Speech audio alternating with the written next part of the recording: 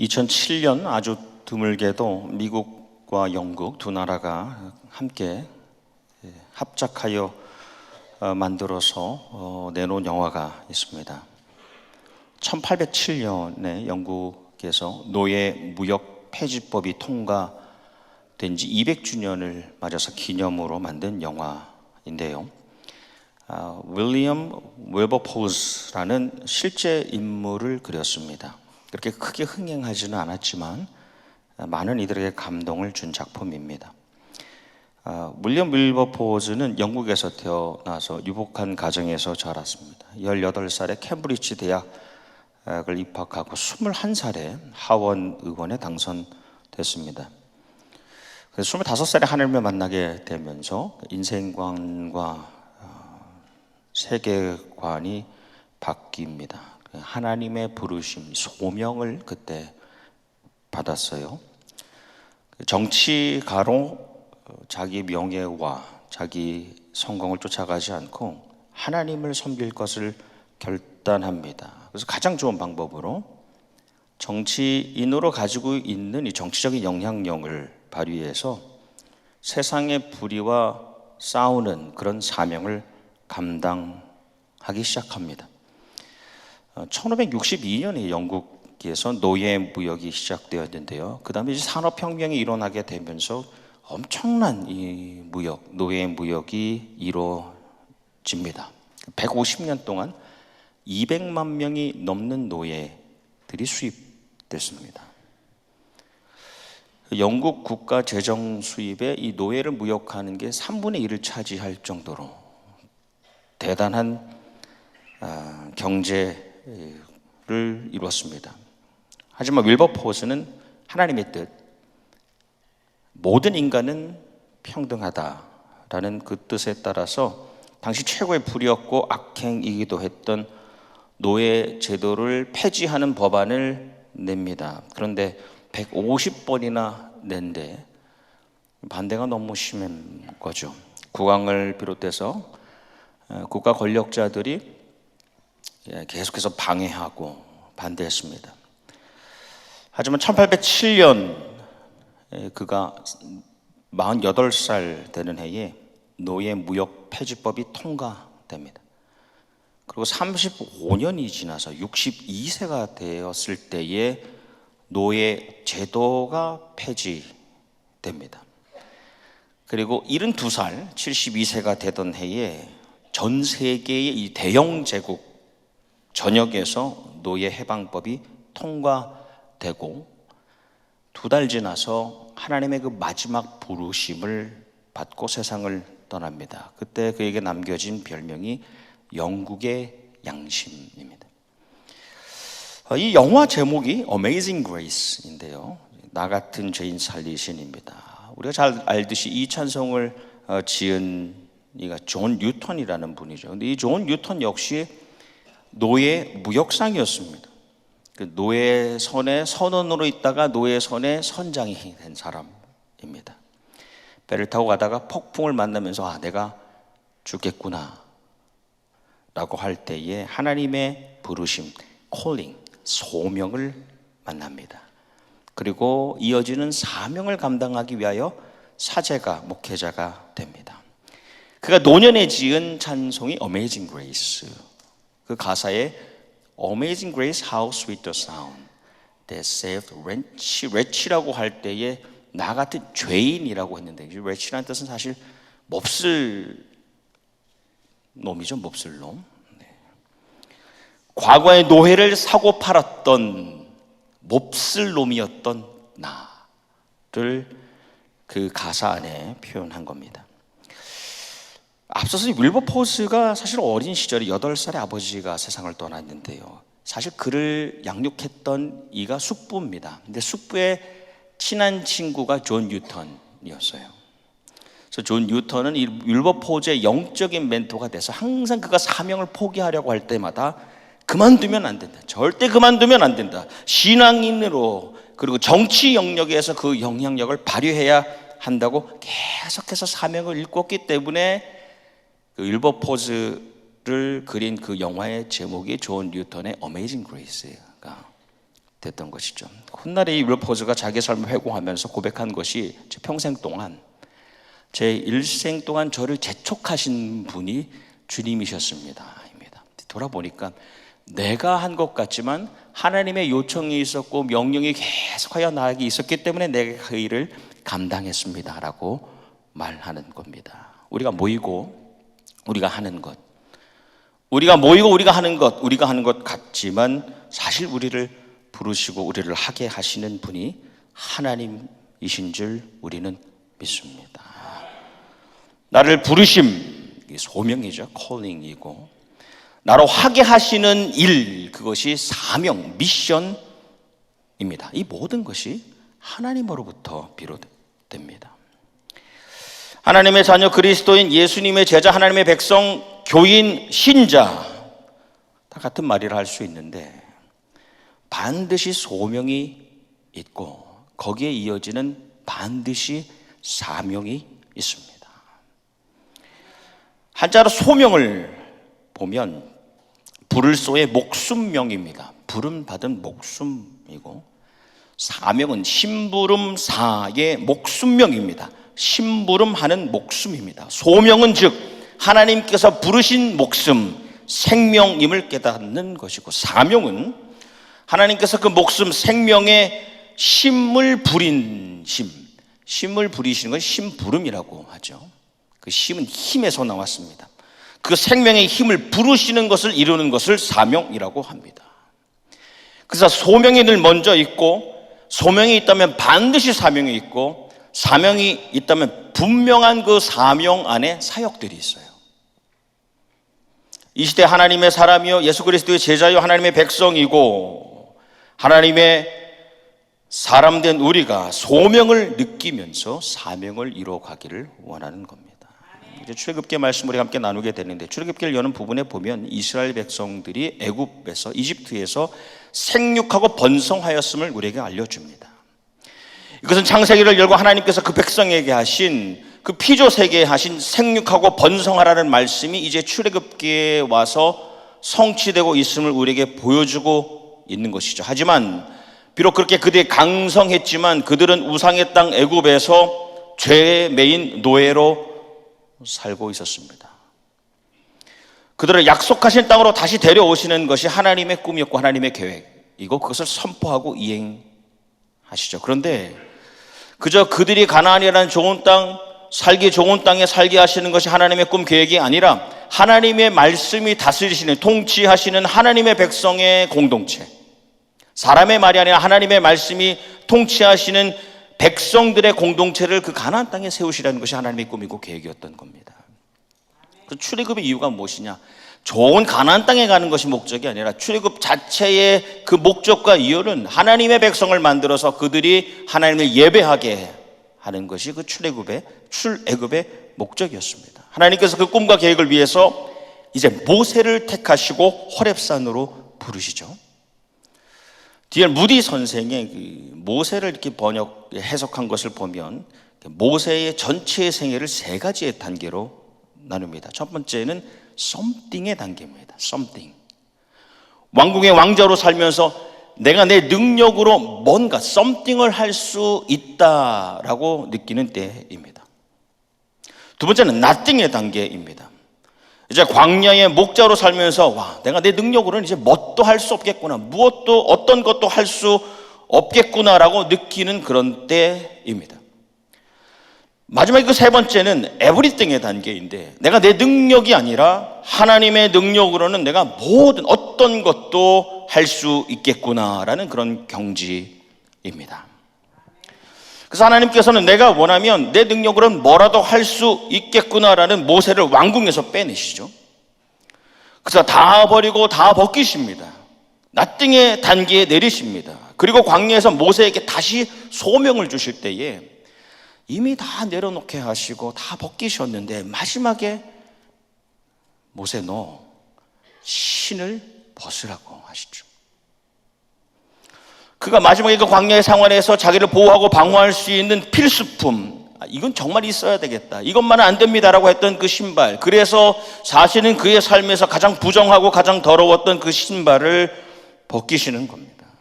거기까지도 벗으라는 것이죠. 예수님께서 십자가를 지시기 전에 제자들과 함께 식탁을 나누실 때에 제자들이 더러운 신을 신고 그대로 그 자리에 앉아 있었습니다. 사실 그 신보다 더 더러운 것은 그들이 그 자리에 그냥 교만함으로 앉게 만든 그들의 심령이 그 눈에 보이는 신발보다 더 더러운 것이었죠. 정말 더러운 것은 그들의 심령이기 때문에 예수님께서 그들을 부르시고 신을 벗기시고 발을 씻기셔서 사명을 주시기 전에 그의 육신과 심령을 정결하고 거룩하고 그렇게 새롭게 하시는 겁니다. 부르시고 벗기시고 새롭게 하시는 겁니다. 하나님께서 이제 모세를 부르시고 소명을 주실 때에 불이 붙었는데 불에 타지 않는, 불이 분명히 붙어 있는데 불에 타지 않는 나무, 그 떨기 나무를 보여주심으로 너가 아무것도 할 수 없는 것 같아 보이지만 너희 하나님의 영 성령님께서 임재하실 때에 너는 여전히 따뜻하고 밝은 빛을 낼 수 있음을 보여주시는 것입니다. 그의 영이 하나님께서 함께 하실 때 그 능력으로 모든 것을 할 수 있음을 그 에브리띵의 단계로 하나님께서 이끌어 가시는 겁니다. 그리고 사명을 주시는 겁니다. 오늘 우리가 나눈 말씀의 10절 말씀에 보면 이제 내가 하나님께서 너를 바로에게 보내어 너에게 내 백성 이스라엘 자손을 애굽에서 인도하여 내게 하리라 합니다. 분명히 하나님께서 내가 뭐뭐를 하리라라고 하셔서 모세에게 사명을 명령하시는 그 주어도 하나님이시고 결국 그 사명을 이루어 가시는 분도 그 주체도 그 서브젝트도 하나님이심을 분명히 알려주고 계십니다. 근데 그 다음 11절 말씀에 보니 모세가 하나님께 아뢰되 내가 누구이기에 바로에게 가며 이스라엘 자손을 애굽에서 인도하여 내리까.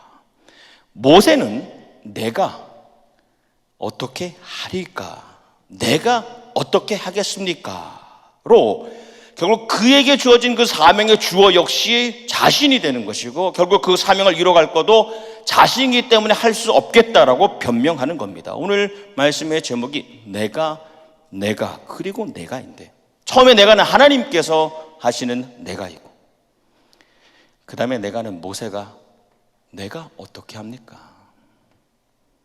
이거 마지막에 하나님께서 다시 내가 할 것이라고 알려주시는 겁니다. 하나님께서 내가라고 말씀하실 때 근데 모세도 내가라고 응대하는 이 방식, 이 패턴이 그 다음에도 계속 이어집니다. 하나님께서는 내가 말하였거니와 내가 말하지 않았냐, 내가 너희를 인도하여 가나안으로 올라가게 하겠다고 하면 네가 그렇게 이야기하면 그들이 너의 말을 들을 것이다 하셨습니다. 그리고 그 후에 실제적인 능력을 보여주셔서 지팡이를 뱀으로 만드시고 뱀을 지팡이로 돌리시고 손에 나병을 주셨다가 그 나병을 회복시켜 주십니다. 그런데 모세는 계속하여 반문하고 거절합니다.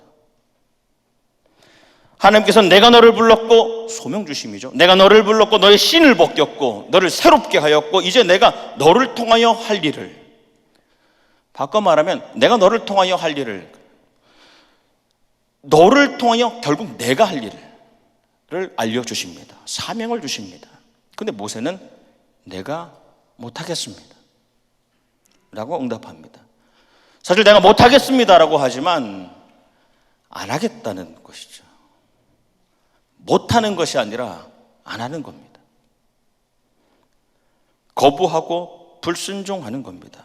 주님이라고 매일 말은 하는데 하나님의 일을 이루어가는 그 주어가 주님이 아니라 나라는 것, 나라고 생각하고 그 사명을 이루시는 능력도 하나님이 주실 것이다가 아니라 내가 만들어가는 내 능력이라는 교만에서 나오는 불순종입니다.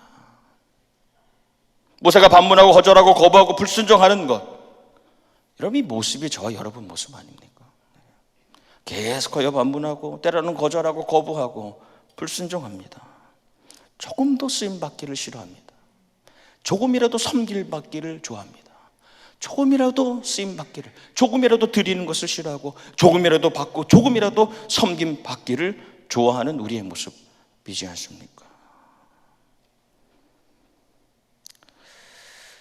못하겠습니다.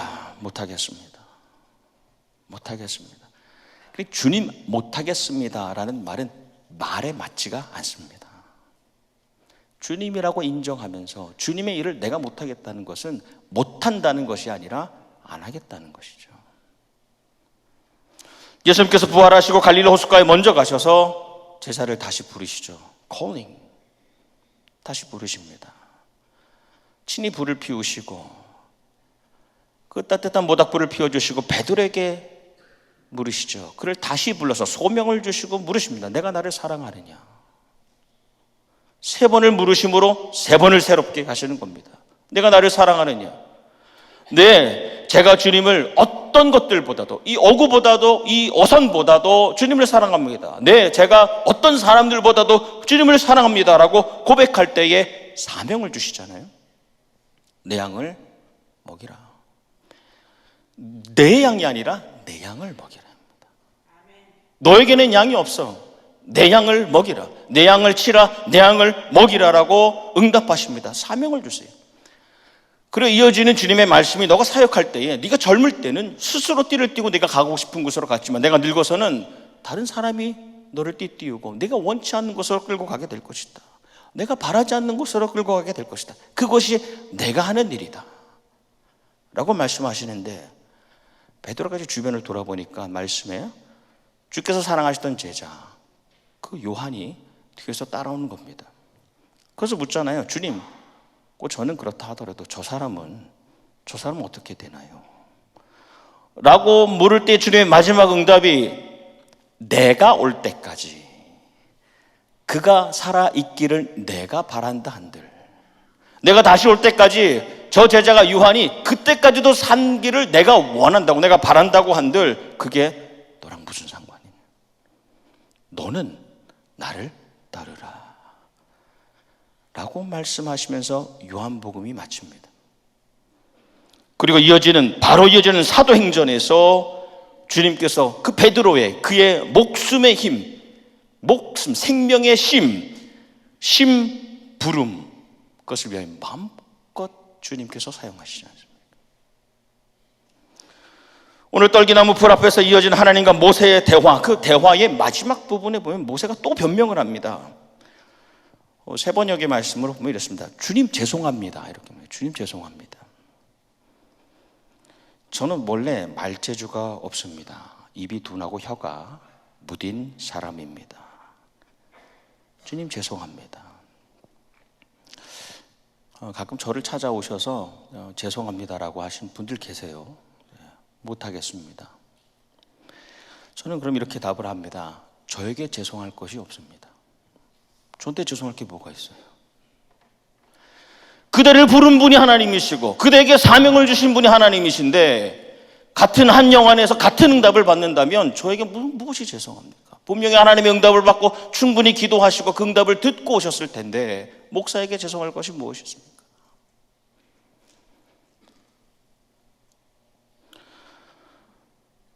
사임을 하거나 은퇴를 하거나 하나님 앞에서 하는 것 아닙니까? 간절히 기도하고 금식하고 하나님이 되었다 라고 하실 때에 그만두는 거예요. 목사에게 죄송할 게 하나도 없어요. 교회가 내 것이 아니라 하나님의 것입니다. 사역이 내 것이 아니라 내가 하나님이 이루어 가시는데 사람에게 미안할 것이 무엇이 있습니까? 그런데 모세는 오늘 주님 죄송합니다. 제가 말재주가 없습니다. 제가 돈이 없습니다. 시간이 없습니다. 건강이 없습니다. 라고 말합니다. 하나님께서 누가 사람의 입을 지었느냐? 누가 보게 하고 누가 보지 못하게 하느냐? 바로 나 하나님 아니냐? 라고까지 말씀하시는데 모세가 말을 또 얹지요. 모세가 머뭇거리며, 세 번역에 보니까 모세가 머뭇거리며 주님 죄송합니다. 제발 보낼 만한 사람을 보내시기 바랍니다. 주님의 선택이 틀렸다는 얘기 아닙니까? 잘못 택하셨어요. 주님이라고 말을 하면서 당신의 선택이 틀렸습니다 라고 말하는 것 아닙니까? 그때 이어지는 주님께서 모세에게 크게 노하시어 말씀하셨다. 아론이 있지 않냐? 그리고 지팡이를 쥐어주시죠. 그 다음에 이어지는, 그 다음에 새롭게 열리는 출애굽기에서 주님께서 그의 목숨을, 그 생명의 힘을 생명의 힘을 마음껏 부리시지 않습니다. 그래서 노예되었던 그 백성을 해방시켜서 하나님의 백성으로 삼아 주십니다. 우리가 잘 아는 사도 바울이 다메섹을 향한 길에서 사울아 사울아 부르시는 그 음성을 듣고 소명을 받죠. 부르심. 그러고 난 다음에 눈에서 비늘과 같은 것이 벗겨집니다. 마치 신이 벗겨지듯이 정결하고 거룩하고 새롭게 됨을 경험합니다. 그리고 이방인을 위한, 특별히 이방인들을 위한 사도로 사명을 주십니다. 그것을 감당하고 이 사도행전의 마지막 26장 말씀에 보면 그의 그 사명 안에 있는 마지막 사역, 로마를 향해 가는 그 여정 직전에 아그리빠 왕 앞에서 변호를 합니다. 사실은 자기를 변호하지만 자기 신앙을 간증합니다. 이전에 하나님께서 나에게 처음 나를 부르시고 사명을 주셨을 때 그때를 간증합니다. 그날 다메섹 도상에서 눈부신 빛을 보고 정오의 빛보다 더 밝은 빛을 보고 다 엎어졌을 때 주님의 음성이 사울아 사울아 내가 어찌하여 나를 박해하느냐. 그 다음 말씀이 가시채를 뒷발질하기가 내게 고생이니라. 가시채는 소몰이 할 때, 소가 다른 곳으로 가려고 할 때에 길을 바로 잡아줄 때 쓰는 끝이 뾰족한 채찍과 같은 그런 막대기입니다. 그걸로 하나님께서 가시채로 바로잡기를 원하셨는데 계속하여 사도 바울이 다메섹 도상에 주님을 진짜로 만나기 그 직전까지 계속하여 뒷발질 쳤다는 겁니다. 잘못 찾아오셨습니다. 내가 아닙니다. 그동안 하나님께서 바울을 부르시고 그를 이끄시려고 했지만 소처럼 뒷발질하여서 그것을 거부하고 반문하고 거절하고 불순종하였다는 것이죠.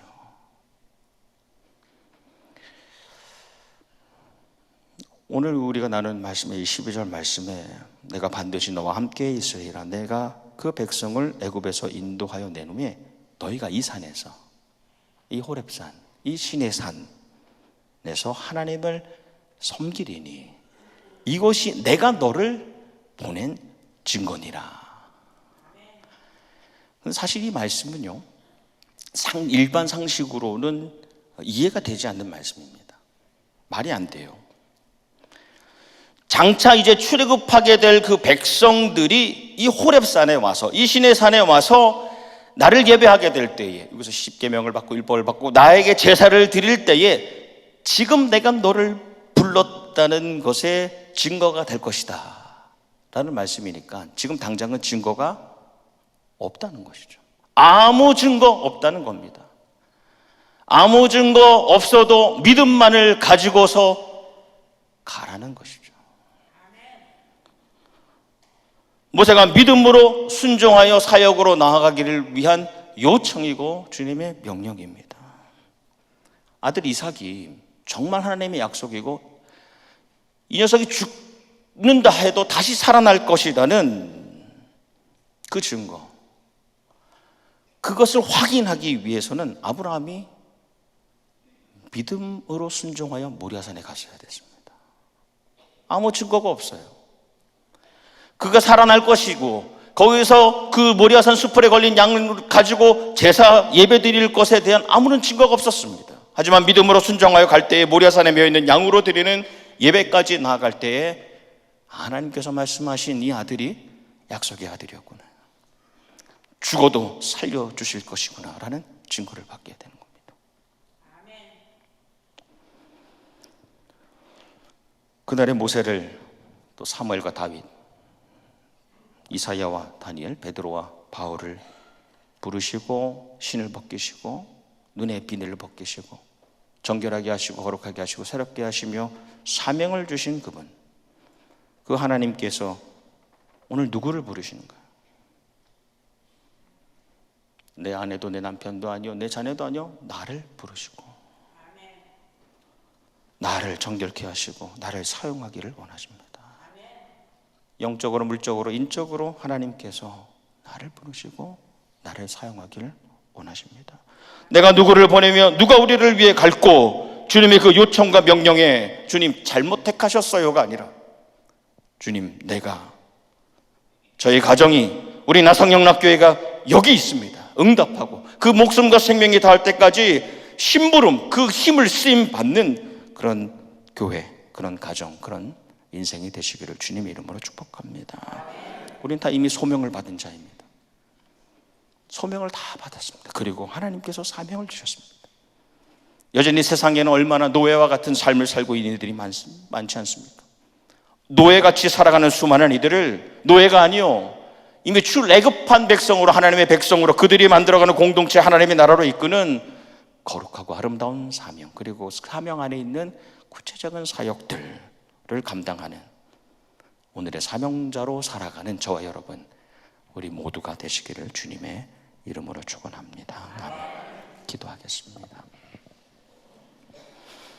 주님, 우리가 그저 왔다 그저 가는 인생 되지 않게 하시고 소명을 받은 자로 늘 정결하고 거룩하게 살며 하나님의 사명, 나를 부르시고 나에게 주신 심부름 잘 감당하는 인생 되게 하여 주시옵소서.